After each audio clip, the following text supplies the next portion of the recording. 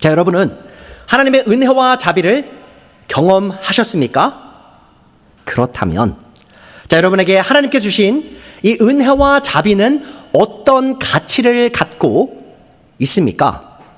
자, 독일 나치 정부 아래에서 영적으로 눈먼 많은 목사들이 이 나치 정부를요, 비판하지 않고 지지했던 그런 역사가 있습니다. 지금 돌이켜보면 정말 끔찍하죠?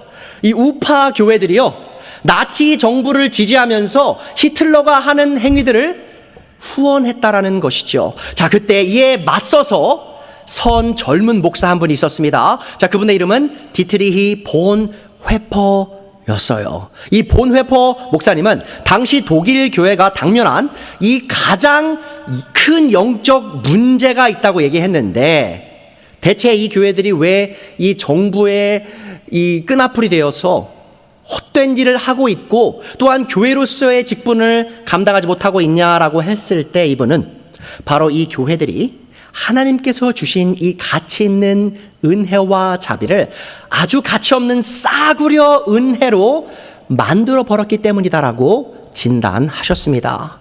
자, 보네포 목사님 이렇게 말씀하셨어요. 값싼 은혜는 우리가 스스로에게 베푸는 은혜입니다.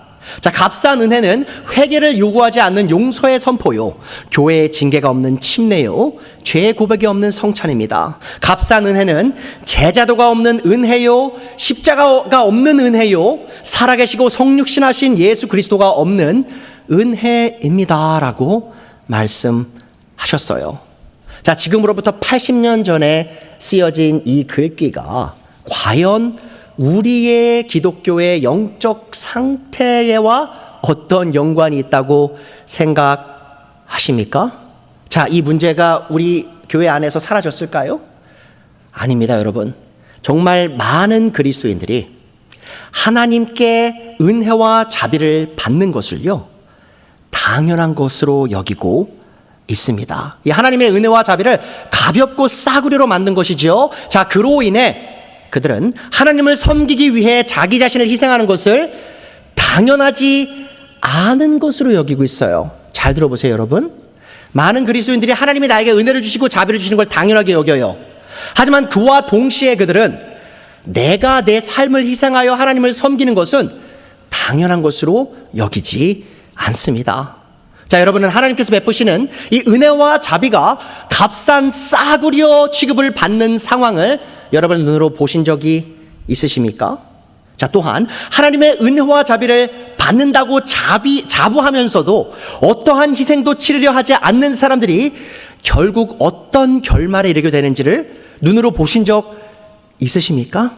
여러분, 하나님께서는요, 자신의 그 큰 은혜와 자비를 값싼 싸구려로 여기는 사람들, 그 사람들에게 주시는 결말, 뭔지 아십니까? 하나님께서 주시는 그 결말, 그것은 바로 소멸입니다. 여러분, 실제로 이 유럽이요, 기독교의 중심부였죠. 특히 영국이란 나라는요, 전 세계에 복음을 전파한 나라입니다. 1950년만 돼도요, 그 당시에 런던에 가시면 주일 아침마다 사람들이 막 뛰어다녔어요, 런던 시내를. 왜 그런지 아십니까?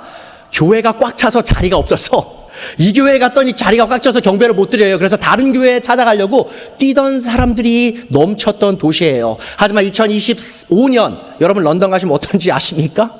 교회들이요, 지금 다 문을 닫고 지금 호프집이 되고 있고요, 또 지금 이 이슬람 사람들이 경배를 하는 머스크가 되고 있는 현실입니다. 여러분, 왜 그런지 아십니까? 이 영국에서 저명한 신학자가 이런 진단을 내렸어요. 왜 영국 교회는 왜 이렇게 망했는가? 자, 그가 이런 말을 했습니다. 바로 영국 교회가 하나님의 은혜를, 하나님의 그 크신 자비를 값싸고 싸구려인 것으로 여겼기 때문이다라고 말했던 것이죠.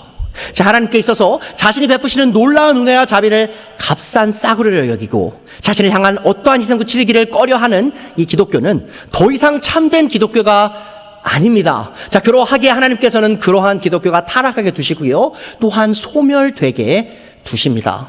자, 우리가 이러한 영적 타락과 소멸을 겪지 않기 위해 해야 할 일은 그럼 무엇일까요?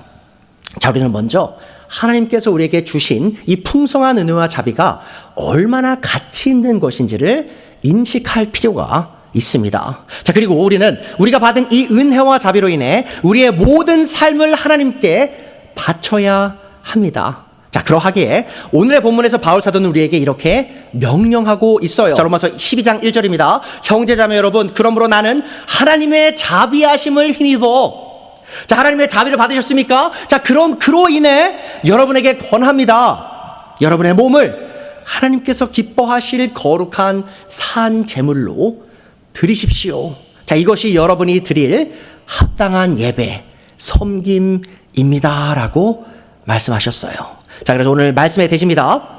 하나님께 풍성한 자비를 받은 우리는 우리 전인을요, 우리의 전체를요, 거룩하고 살아있는 희생 제물로서 하나님께 바쳐야만 합니다.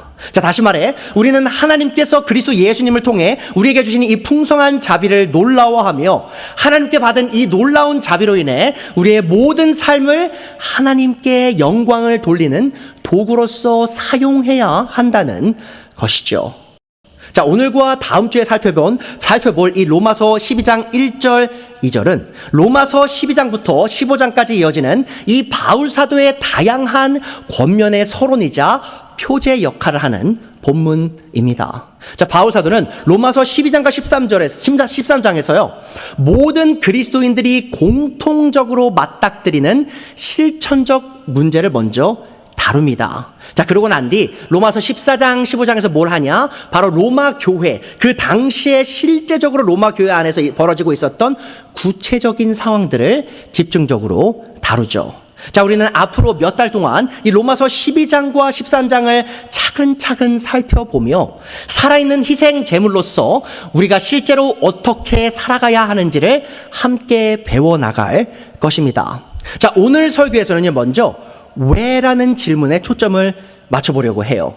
자, 즉 왜 우리가 하나님께 드려지는 살아있는 희생 제물이 되어야 하는지를 제가 답을 드리려고 합니다. 자, 이후에는요, 저는 어떻게, how라는 질문을 하려고 합니다. 자, 곧 하나님께 드려진 살아있는 희생 제물로서 우리가 교회 안에서 또 더 나아가 세상 속에서 구체적으로 어떻게 살아가야 하는지를 제가 몇 주 몇 달에 걸쳐서 설명드리고자 합니다. 자, 아울러 이 두 장 전체를 가로지르는 중요한 주제 중 하나는 바로 이 사복음서에 기록된 주 예수님의 가르침에서 비롯된 이 사랑의 윤리라는 사실도 함께 염두에 두셨으면 좋겠습니다. 자, 그래서 제가 앞으로 이 바울 사도가 가르치는 이 사랑의 윤리가 바울 사도 스스로 만들어낸 것이 아니라 바로 예수님으로부터 받은 가르침이라는 것 또한 보여드리고자 합니다. 자, 이제부터 우리는 이 로마서 12장 1절을 중심으로 왜 우리가 우리 자신을 살아있는 희생 제물로서 하나님께 바쳐야 하는지를 배울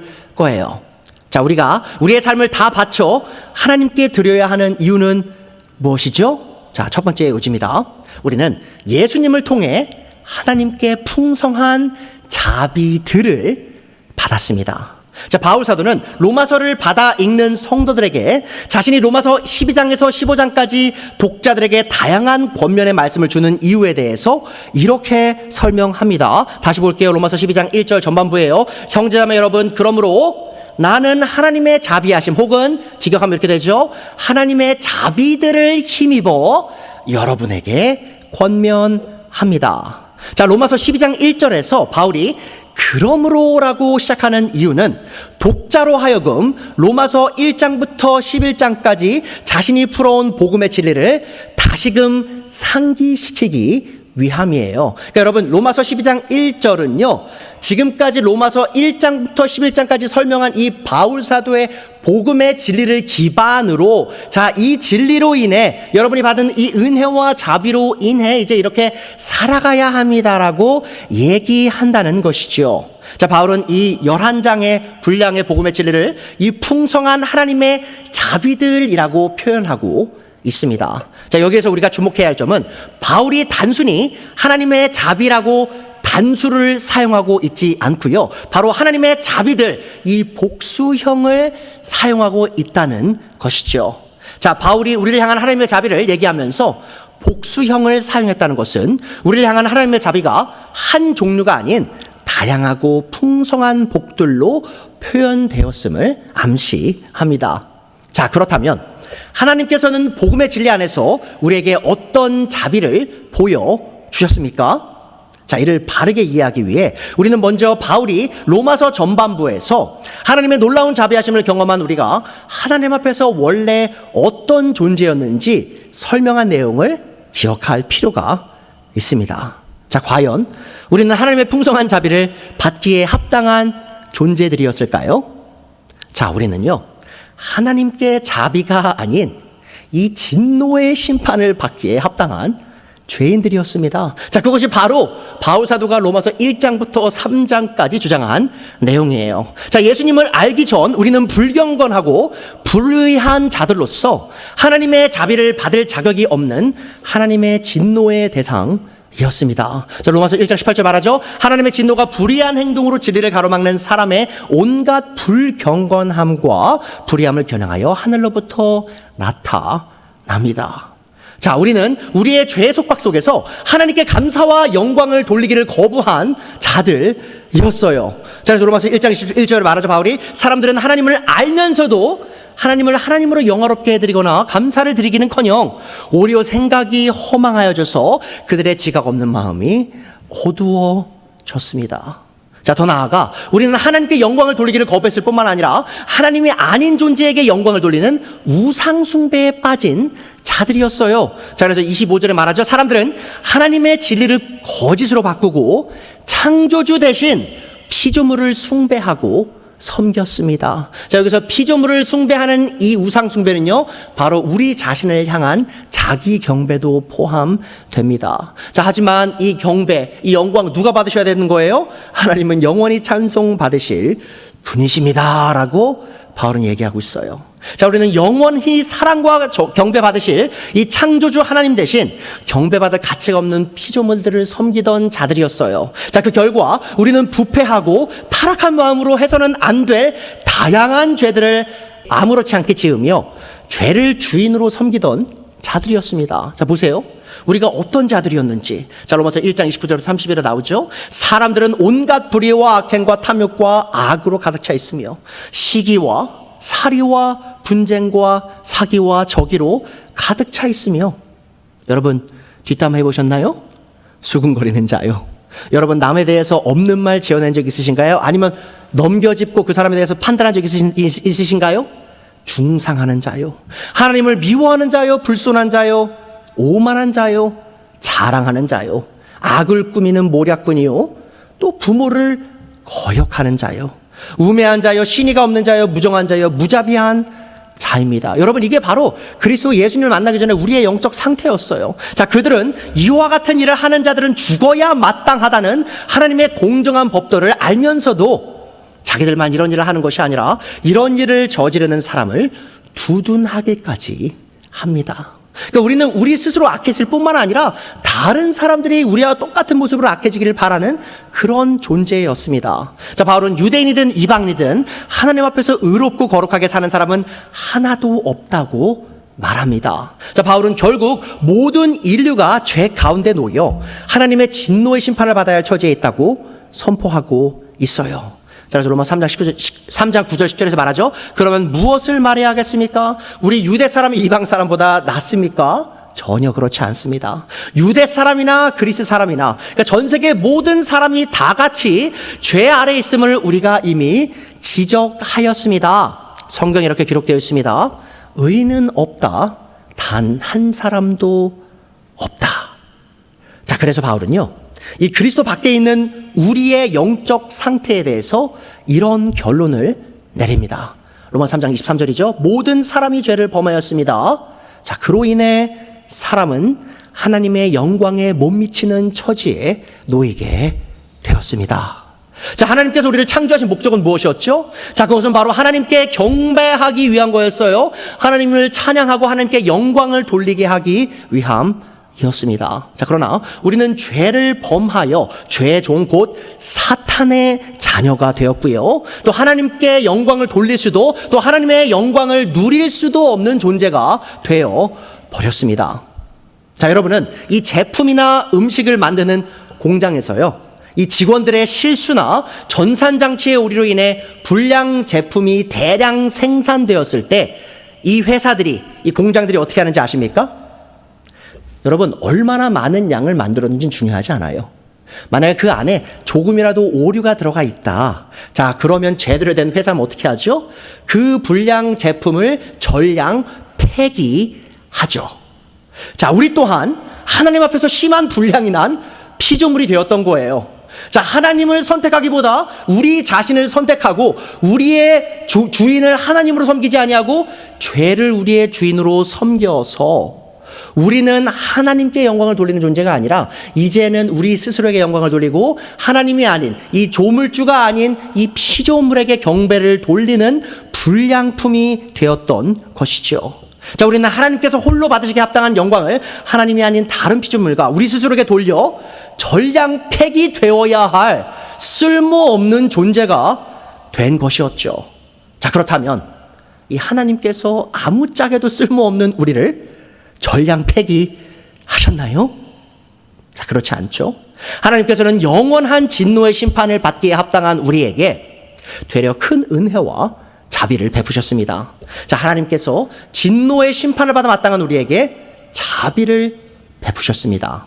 자, 하나님께서는 죄 가운데 멸망하고 있던 우리를 불쌍히 여기셨고 예수님을 통해 자신과 화해하여 하나님의 영광에 이를 수 있는 은혜를 베푸셨습니다. 자, 로마서 5장부터 얘기하죠. 바울이 그러므로 우리는 믿음으로 의롭다 하심을 받았으므로 우리 주 예수 그리스도로 말미암아 하나님과 더불어 화평을 누리고 있습니다. 여러분, 우리는 전에 하나님의 진노의 대상이었어요. 전량 폐기되어야 될 죄인들이었어요. 자, 그런 우리를 위하여 하나님께서 자신의 아들을 내어주셔서 그를 믿는 우리에게 평화, 하나님과 화해할 수 있는 길을 여신 거예요. 우리는 또한 그리스도로 말미암아 지금 서 있는 이 은혜의 자리에 믿음으로 나오게 되었으며 하나님의 영광에 이르게 될 소망을 품고 자랑을 합니다. 여러분, 우리에게 있는 소망이 뭐예요? 전에는 우리가 하나님께 영광을 돌릴 수 없는 존재였어요. 전에는 우리가 하나님의 영광을 누릴 수 없는 존재였어요. 하지만 그리스도 예수님 안에 발견된 그 소망으로 인해 이제 우리는 하나님께 영광을 돌릴 수 있고 하나님과의 영광을 누릴 수 있는 존재가 되었다고 바울은 얘기하고 있습니다. 하나님께서는 죄를 지어 자신의 원수가 된 우리를 저주하고 심판하시는 대신 우리를 사랑하기로 결심하셨습니다. 자, 하나님께서는 다가올 진노의 심판을 받아 마땅한 우리를 구원하시기 위해 자신의 아들을 아낌없이 내어 주셨어요. 자, 그래서 바로 5절부터 로마서 5장 5절부터 바울이 말하는 바죠. 이 소망은 우리를 실망시키지 않습니다. 하나님께서 우리에게 주신 성령을 통하여 그의 사랑을 우리 마음속에 부어 주셨습니다. 자, 하나님의 사랑 어떻게 표현됐죠? 6절, 우리가 아직 약할 때에, 우리 스스로를 구원할 수 없는 보잘것없는 존재였을 때에 그리스도께서는 제때에 경건하지 않는 사람을 위하여 죽으셨습니다. 의인을 위해서라도 죽을 사람은 거의 없습니다. 더욱이 선한 사람을 위해서라도 감히 죽을 사람은 드뭅니다. 뭐죠? 여러분, 의인이 있어도요, 선한 사람이 있어도요, 여러분이 그 생명 버려서 그를 살릴 수 있으시겠어요? 그거 어려운 일이에요. 자, 그러나 우리가 아직 죄인이었을 때에, 아무런 가치 없는 존재였을 때에, 전량 폐기되어야 될 죄인이었을 때에 그리스도께서 우리를 위하여 죽으셨습니다. 자, 이리하여 하나님께서는 우리에 대한 자신의 사랑을 실증하셨습니다. 자, 그러므로 지금 우리가 그리스도의 피로 의롭게 되었으니 그리스도로 말미암아 하나님의 진노에서 구원을 얻으리라는 것은 더욱 확실합니다. 자, 우리가 연약했을 때, 우리가 죄인이었을 때, 뭔 말이죠? 10절이죠. 우리가 여전히 하나님의 원수였을 때에도 하나님의 아들의 죽으심으로 말미암아 하나님과 화해하게 되었다면 화해한 우리가 하나님의 생명으로 구원을 얻으리라는 것은 더욱더 확실한 일입니다. 여러분, 우리는 우리의 죄로 인해 영원한 사망에 처해야 할 연약한 죄인이었고요. 또한 하나님의 원수였었어요. 자, 하지만 하나님께서는 그런 우리를 위해 자신의 아들의 생명을 내어주셔서 영원한 생명을 선물로 주셨습니다. 자, 로마서 6장 23절에 결론을 내리죠. 죄의 싹은 사망이요, 하지만 하나님의 선물은 우리 주 예수 그리스도 안에서 누리는 영원한 생명입니다. 자, 그리스도 예수 안에 들어온 우리는 이제 더 이상 영원히 정죄받아야 할 진노의 자녀가 아니라 하나님의 자녀로서 하나님의 영원한 사랑이 대상이 된 것이죠. 자, 그러므로 로마서 8장 1절에 바로 말하죠. 그리스도 예수 안에 있는 사람들은 정죄를 받지 않습니다. 여러분, 전에 우리는요, 하나님의 진노 아래 정죄받는 존재였어요. 하지만 그리스도의 사랑을 통하여, 그리스도를 통해 표현된 하나님의 사랑을 통하여 이제 우리는 정죄 속에 있지 않아요. 자, 그래서 31절부터 바울이 계속 얘기하죠. 그렇다면 이 일을 두고 우리가 무엇이라 말할 수 있겠습니까? 하나님이 우리 편이시면 누가 우리를 대적하겠습니까? 자기 아들을 아끼지 않으시고 우리 모두를 위하여 내어주신 그분이 어찌 그 아들과 함께 모든 것을 우리에게 선물로 거저주지 않으시겠습니까? 여러분, 뭔 말이에요? 하나님 아버지께서 우리에게 자신의 아들을 주셨으면 가장 좋은 것을 내어주신 거고요, 그 외에 덜 좋은 것들도 다 주실 거란 말이죠. 33절, 하나님께서 택하신 사람들을 누가 감히 고발하겠습니까? 의롭다 하시는 분이 하나님이신데 누가 감히 그들을 정죄하겠습니까? 여러분, 누가 재판관이세요? 하나님이 재판관이시죠? 하나님께서 우리를 영원히 정죄할 수 있는 분이시죠? 하지만 그 의로운 재판관께서 이제 우리를 그리스도의 의로 인해, 우리의 선물로 주어진 그리스도의 의로 인해 이제 우리를 의롭다 재판하신 겁니다. 자, 그래서 그 누구도 이제 우리를 정죄할 수 없는 것이죠. 자, 의롭다 하시는 분이 하나님이신데 누가 감히 그들을 정죄하겠습니까? 자, 그리스도 예수님은 죽으셨지만 오히려 살아나셔서 하나님의 오른쪽에 계시며 우리를 위하여 대신 간구하여 주십니다. 누가 우리를 그리스도의 사랑에서 끊을 수 있겠습니까? 여러분, 어떻게 대답하시겠어요? 그리스도의 사랑으로부터 우리를 끊을 수 있는 게 뭐가 있죠? 38절부터 보세요. 나는 확신합니다. 죽음도 삶도 천사들도 권세들도 현재 일도 장래 일도 능력도 높음도 깊음도 그 밖에 어떤 피조물도, 여기서 말하는 건 다 영적 존재들이에요. 아주 강력한 영적 존재들도 우리 주 예수 그리스도 안에 있는 하나님의 사랑에서 끊을 수가 없습니다. 자, 우리는 하나님의 자비를 받기에 합당한 의인들이 아니었어요.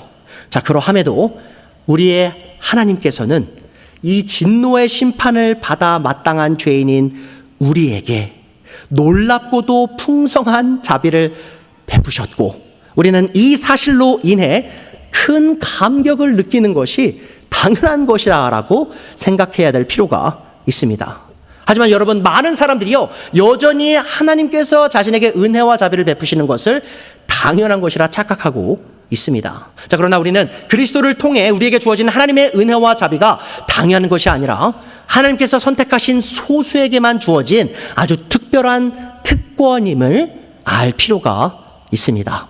여러분, 하나님의 진노의 대상이었던 여러분과 제가 하나님의 자비의 대상이 된 것은요, 철저하게 하나님의 주권적 선택에 의해 정해진 것이기 때문이에요. 여러분, 하나님께서 여러분에게 자비를 왜 베푸셨는지 아십니까? 여러분이 뭔가 잘난 구석이 있어서일까요? 여러분이 뭔가 아름다운 구석이, 사랑할 만한 구석이 있어서였을까요? 자, 로마서 8장 33절 다시 보세요. 왜 우리가 하나님의 자비의 대상이 되었죠? 진노의 대상이었던 우리가 왜 자비의 대상이 됐어요? 하나님께서 택하신 사람들을, 이라고 바울이 얘기하고 있어요. 뭐예요, 여러분? 하나님이 자신의 주권적 의지를 사용하셔서 우리를 선택하여 주신 것입니다. 자, 우리가 하나님의 자비의 대상이 될 수 있었던 근본적인 원인은 우리의 의지나 노력에 달려있지 않았습니다. 하나님의 주권적 선택을 통해 하나님의 진노의 대상이 되어야 할 우리가 하나님의 자비의 대상이 되었음을 기억해 주세요. 자, 그래서 로마서 9장 15절 16절에 바로가 얘기하죠. 하나님께서 모세에게 이렇게 말씀하셨습니다. 자, 출애굽기 33장 19절 인용하고 있어요. 내가 긍휼히 여길 사람을 긍휼히 여기고 내가 자비를 줄 자에게 자비를 주고 불쌍히 여길 자에게 불쌍히 여길 자를 불쌍히 여기겠다. 동정할 자를 동정하겠다라고 말씀하셨어요. 그러므로 그것은 사람의 의지나 노력에 달려 있는 것이 아니라 하나님의 자비에 달려 있습니다. 그러니까 여러분, 제가 하나님의 이 복음, 하나님이 저에게 주신 사랑, 그 자비를 깊이 묵상하면 묵상할수록 놀라는 사실이 있습니다. 하나님께서 대체 왜 나를 선택하셨을까? 나같이 가치 없는 죄인을 사랑하셨을까? 하나님의 원수였던 나를 왜 불쌍히 여기셔서 나에게 자비를 베푸셨을까? 그것에 대한 대답은 뭐죠? 몰라요. 해답을 알 수가 없어요. 다만 하나님께서 저를 불쌍히 여기셨고 저를 선택해 주셨다. 자신의 자비의 대상으로 삼아 주셨다는 사실 외에는 제가 알 수 있는 길은 없습니다. 자, 그렇다면 하나님으로부터 이렇게 놀랍고 풍성한 자비를 받은 우리가 하나님을 향해 취해야 될 자세는 무엇일까요?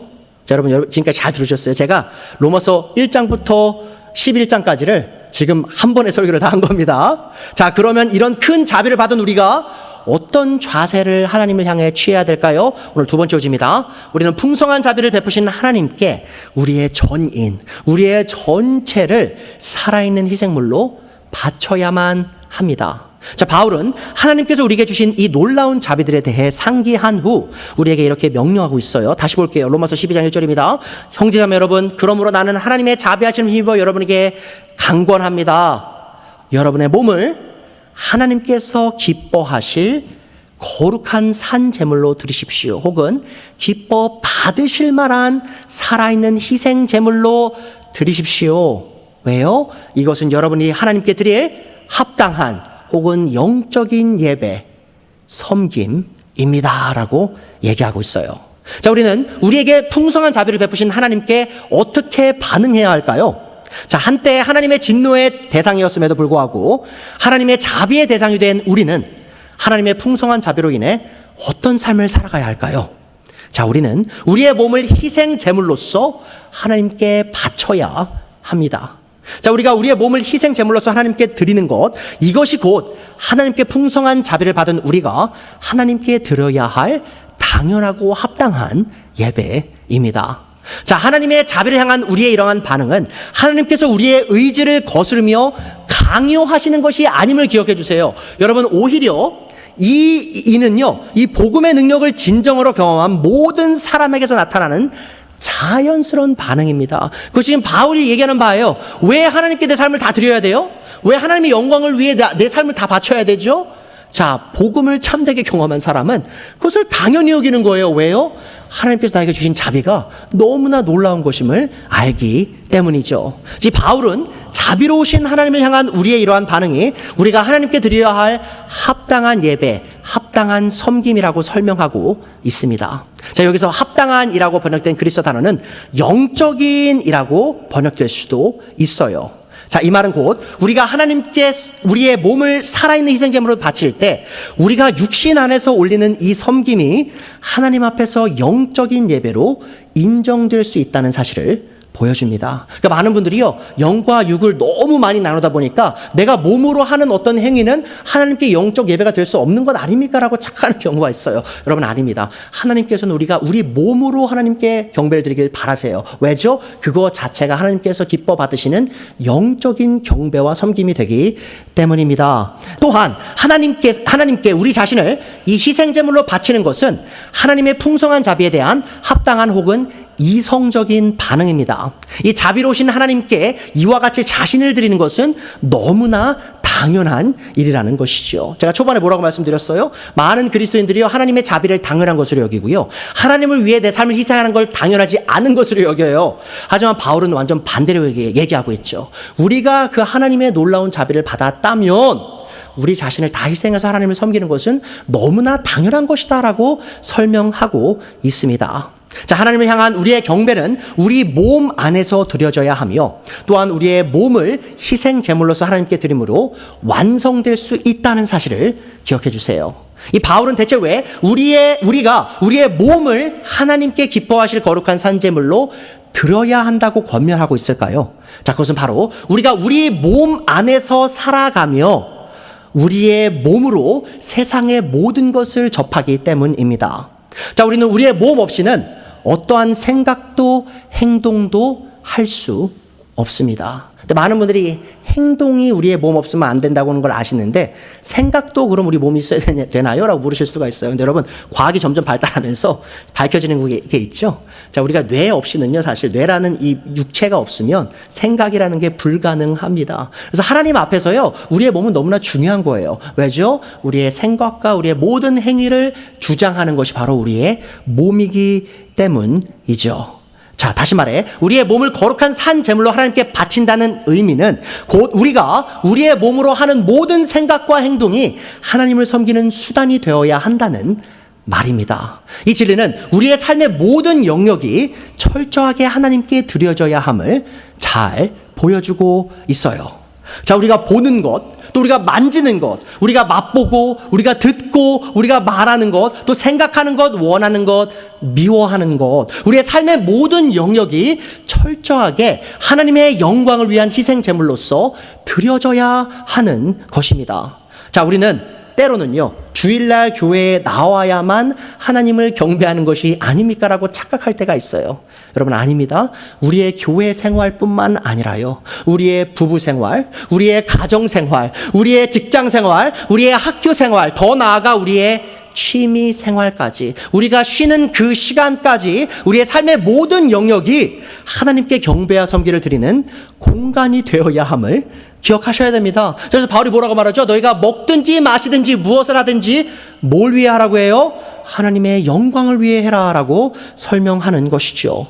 자, 바울은 하나님을 향한 우리의 희생에 대해 말하면서 이 구약의 제사와 관련된 용어를 많이 사용하고 있습니다. 자, 그리고요, 이것은요, 우리가 살아있는 희생제물을 하나님께 우리 자신을 드리는 것에 있어서 그것을 이해하는 데 있어서 큰 도움이 되죠. 자, 만약 우리가 이 자신을 희생제물로 드린다는 것이 무엇을 의미하는지 이해하기 어렵다면 우리는 이 구약시대 때요, 제사장들이 희생제물로 바쳐진 그 동물들을 어떻게 죽이고 어떻게 하나님께 올렸는지를 자세히 배울 필요가 있습니다. 자, 구약의 희생 제물들이 전체가 온전히 하나님께 바쳐졌다는 사실 아십니까? 여러분, 구약에 죽었던 그 동물들은요, 일부만 하나님께 드려졌던 게 아니에요. 그 전체가 다 태워져서 하나님께 올려졌습니다. 자, 먼저 그 희생 제물들은 뭘 쏟아야 됐죠?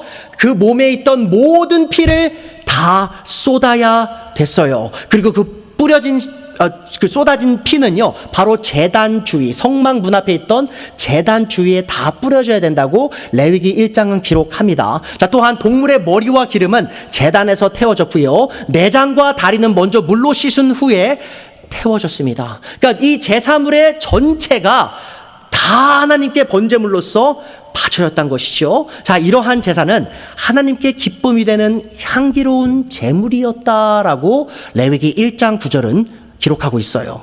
이 구약의 희생제물이 된 동물의 모든 부분이 제단에서 불살러져 하나님의 기쁨을 위해 바쳐졌던 것처럼 우리의 삶의 모든 부분도 하나님을 기쁘시게 하기 위해 전부 바쳐져야 하는 것입니다. 자, 구약의 희생 제물이 하나님께 속한 거룩한 희생물로 구별되었듯이 우리 역시 그리스도 안에서 하나님께 속한 거룩한 희생 제물로 구별되어져야 하는 것입니다. 자, 또한 구약의 희생 제물이 하나님께 기쁘게 받으시는 향기가 되었듯이 우리도 그리스도 안에서 하나님께서 기쁘게 받으시는 희생 제물이 되어야 하는 것이죠.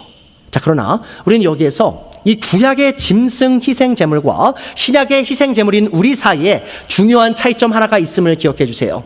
여러분, 구약 시대 때 이 제사물이 온전히 바쳐지기 위해 먼저 선행되어야 됐던 게 뭐예요? 바로 죽는 거죠. 여러분, 희생 제물은 절대 살아서 올려질 수가 없었어요. 반드시 죽어야 했습니다. 하지만 신약의 희생 제물인 우리는 죽어서 바쳐지나요? 아니죠. 우리는 반드시 살아서 하나님께 바쳐져야 됩니다. 자, 그래서 우리는 살아있는 희생 제물로서 하나님의 영광을 위해 살아가야 한다는 진리를 기억해 주세요. 자, 이 죽어서 하나님께 바쳐진 구약시대 희생제물과 이 살아서 하나님께 바쳐지는 이 신약시대 희생제물의 차이는 그리스도 예수님께서 십자가에서 이루신 이 궁극의 희생제물로 인해 가능해졌다는 사실을 기억해 주세요. 왜 구약 제물이 신약 제물과 궁극적으로 차이를 갖고 있느냐? 바로 구약과 신약을 나누는 이 그리스도의 희생 제물, 십자가의 희생이 있었기 때문입니다. 예수님께서는 우리의 죄값을 완전히 치르시기 위해 십자가에 자신의 생명을 내어 놓으셨습니다. 자, 그래서 우리는 더 이상 우리 죄로 인해 죽을 필요가 없어요. 더 이상 우리는 우리 죄로 인해 사망을 맛볼 필요가 없습니다. 자, 그러나 이제 우리는 죄로 인해 죽어가는 삶이 아니라 예수님을 통해 우리를 죄에서 구원하시는 하나님의 영광을 위해 살아가는 삶을 얻게 된 것입니다. 자, 그러므로 이제 우리는 더 이상 우리 자신을 위한 삶이 아니라 우리를 위해 자신의 생명을 버리신 그리스도의 생명을 살아가게 된 것이에요. 여러분, 그것이 바로 우리가 신약 시대에 살아있는 희생물로서 살아가는 그 삶의 의미입니다. 자, 그래서 갈라디아서 2장 20절에 바울이 이렇게 고백하죠. 나는 그리스도와 함께 십자가에 못 박혔습니다. 죽음을 받아들인 삶이에요. 하지만 이 죽음이 단순한 죽음이 아니에요. 왜요? 이제 나는 계속 살아가거든요. 내가 살고 있는 것은 더 이상 내가 아닙니다. 누구 거예요? 바로 그리스도께서 내 안에 살아가고 계십니다. 그리스도의 그 궁극의 희생으로 인해 이제는 우리의 삶이 더 이상 우리의 것이 아니라 그리스도의 삶이 되었다고 고백하는 것이죠. 내가 지금 육신 안에 살고 있는 이 삶은 나를 사랑하셔서 나를 위해 자기의 몸을 내어주신 하나님의 아들을 믿는 믿음 안에서 살아가는 것입니다. 이 예수님을 만나기 전 우리가 죄 가운데 죽은 자들로서 하나님의 영광을 위해 살 수조차 없었던 존재였음을 기억해 주세요. 정말 비참한 삶이죠. 하나님의 영광을 위해 창조되었지만 죄로 인해 더 이상 하나님께 영광을 돌릴 수 없는 그런 존재였죠. 자, 그러나 우리는 이 예수님의 십자가의 복음의 진리를 통해 예수님의 죽으심 안에서 예수님과 함께 죽고 예수님의 부활 안에서 예수님과 함께 부활했습니다. 자, 그리고 우리는 이러한 예수님과의 연합을 통해 이제는 하나님께 영광을 돌릴 수 있는 새로운 삶을 살아갈 수 있는 특권을 얻게 된 것이에요.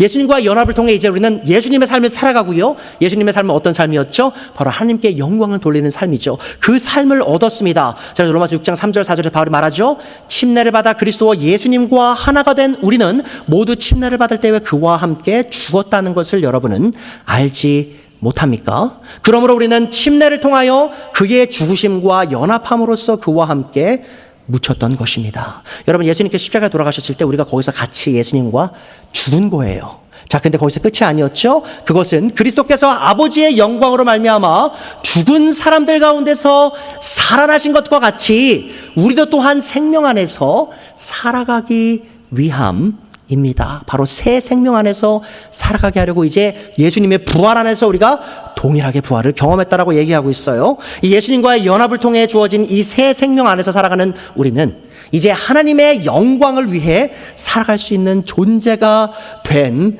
것입니다. 근데 많은 그리스도인들이 이렇게 생각하세요. 내가 뭘 하든지 하나님이 내 행위 안 받으실 거야. 내가 뭘 하든지 하나님께 나는 영광을 돌릴 수 없을 거야 라고 착각하세요. 아닙니다. 만약에 여러분이 예수님 밖에 계시다면요, 맞아요. 여러분이 뭔 짓을 하든 아무리 교회 열심히 나오시고 아무리 많은 봉사를 하시고 아무리 많은 헌금을 하셔도요, 여러분의 몸을 불태워도요, 예수님 밖에 계시면 여러분의 그 섬김 하나님이 기쁘게 안 받으십니다. 하지만 여러분이 그리스도의 죽으심 안에 같이 죽으셨고 그리스도의 부활하심 안에 그 연합을 이루셨다면 이제 여러분의 그 섬김의 삶이 하나님을 기쁘시게 하는, 하나님께 영광을 돌리는 삶으로 변화되었음을 여러분은 기억하셔야 됩니다. 자, 그러하기에 바울은 오늘의 본문에서 이제는 하나님께서 우리의 몸, 곧 우리의 삶 전체를 기뻐 받으실 만한 거룩한 제물로 여기신다라고 선포하고 있습니다. 오늘 본문 다시 볼게요. 여러분의 몸을 하나님께서 기뻐하실, 뭐예요?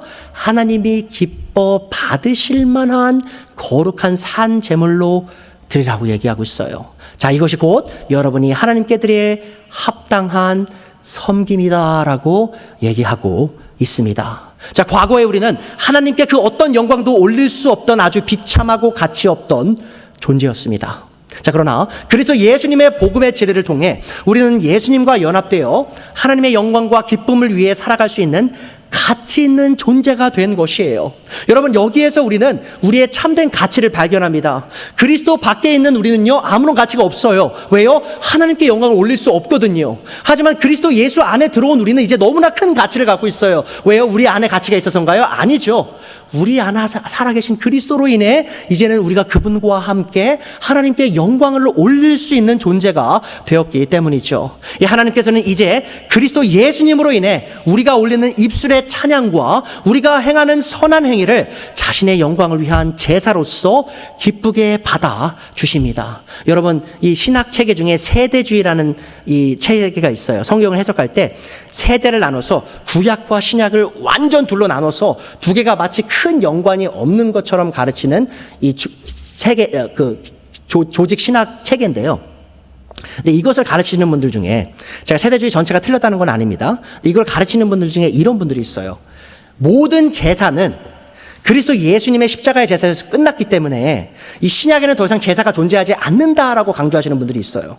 근데 여러분, 그것은 하나만 알고 둘은 모르는 겁니다. 여러분 아십니까? 바울 사도가 우리의 삶을 살아있는 희생물로 올리라고 했죠. 희생 제물로. 그게 뭔지 아세요? 신약에도 제사 개념이 여전히 존재한다는 거예요. 그리고 여러분 아십니까? 제가 오늘 목이 많이 안 좋았죠. 근데도 제가 온 목청을 다해 찬양한 거 아시죠? 제가 왜 그런지 아십니까, 여러분? 제가 제 몸 있죠. 제 목소리, 제 목을 사용해서 하나님께 찬양을 진심으로 올릴 때 어떤 일이 일어나는지 아세요? 그 찬양이 하나님께서 기뻐 받으시는 제사가 되기 때문이에요. 우리가 우리 몸을 통해서 남들을 돕고 사랑하고 섬기는 그 모습 있죠? 그 선한 행위가 이제 더 이상 하나님 앞에 의미 없는 그런 악한 행위가 아니라 하나님께서 기뻐 받으시는 제사가 되기 때문입니다. 자, 그래서 히브리서 기자는 이렇게 얘기해요. 그러니 13장 15절 16절이죠. 그러니 우리는 그리스도 예수님으로 말미암아 끊임없이 하나님께 찬미의 제사를 드립시다. 여러분, 제사는 아직 끝나지 않았습니다. 우리가 여전히 예수님 안에서 제사물로서 우리 스스로를 바쳐서 하나님께 제사를 올릴 수 있어요. 이것은 곧 그의 이름을 고백하는 입술의 열매입니다. 여러분 보세요. 우리가 하나님께 찬양할 때 있죠. 우리의 목소리로 찬양할 때 그 찬양을 하나님이 기뻐 받으시는 제사로서 올릴 수 있다는 것이죠. 그래서 여러분, 다음 주부터 우리가 교회로서 함께 모였을 때요, 찬양 드실 때 최선을 다하시길 바랍니다. 여러분, 아름다운 목소리 안 가지셨을지도 몰라요. 괜찮습니다. 다만 여러분의 최선을 다해 온 마음을 다해 찬양을 하세요. 그러면 하나님께서 그 찬양을 기뻐 받으십니다. 자, 주일만이 아니죠. 주중에 하나님을 찬양하셔야죠. 하나님에 대한 감사를 올리셔야죠. 그 입술의 고백이 하나님이 받으시는 제사가 됩니다. 16절 또한 선한 행함과 가진 것을 나눠주기를 소홀히 하지 마십시오. 왜요? 나를 희생하여 남을 돕는 것 왜 멈추지 말아야 됩니까? 하나님께서는 이런 제사를 기뻐하십니다. 자, 여러분이 여러분의 삶을 희생해서 남들을 도와나갈 때 하나님께서 그 선한 행위를 바로 나를 위한, 나의 영광을 위한, 나를 기쁘게 하는 제사로서 받으신다라고 얘기하고 있어요. 자, 하나님께서 예수님을 통해 우리에게 베푸신 자비는 얼마나 풍성한 것입니까? 자, 과거에 우리는 예수님 밖에서 죄 가운데 죽어 영원한 진노의 심판 아래 놓였던 가치없고 쓸모없는 자들이었습니다. 자, 그러나 이 하나님께서는 그런 우리를 사랑으로 선택하시고 풍성한 자비를 베푸셔서 이제는 예수님 안에서 하나님께 기쁘게 드려지는 거룩하고 살아있는 희생 제물이 되게 하셨습니다. 자, 그러므로 우리가 앞으로 나아가야 할 길은 분명해 보입니다. 하나님의 이 놀라운 자비에 응답하여 우리는 우리의 삶의 모든 영역을 하나님께 온전히 드리는 예배자로 살아가야 합니다. 여러분, 우리가 주일에만 와서요, 하나님을 경배하는 예배자가 아니에요.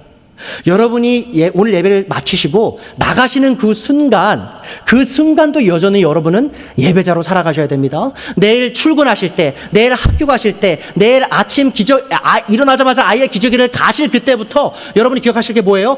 나는 하나님을 경배하는, 하나님께 산 제물로서 바쳐진 예배자다라는 것을 기억하셔야 합니다. 자, 우리가 우리의 이 전인을 바치는 산 제물이 될 때 하나님께서는 그 예배를 기쁘게 받으시고 우리를 통해 영광을 받으실 것입니다. 자, 하나님께서 이 목적을 위해 자신의 아들의 생명값으로 우리를 구원하셨음을 기억해 주세요. 여러분, 하나님께서 대체 왜 그 귀한 자신의 아들의 생명값을 십자가에 그렇게 쉽게 내어주셨을까요? 바로 이 목적을 위한 거였어요. 어떤 목적이에요? 바로 여러분과 제 삶이 살아있는 희생 제물로서 하나님을 기쁘시게 하는 그 제물이 되게 하시려 예수님의 생명을 버리셨음을 기억하십시오. 자, 그러므로 사랑하는 형제자매 여러분, 저는 하나님의 자비하심을 힘입어 여러분에게 권면해 드립니다.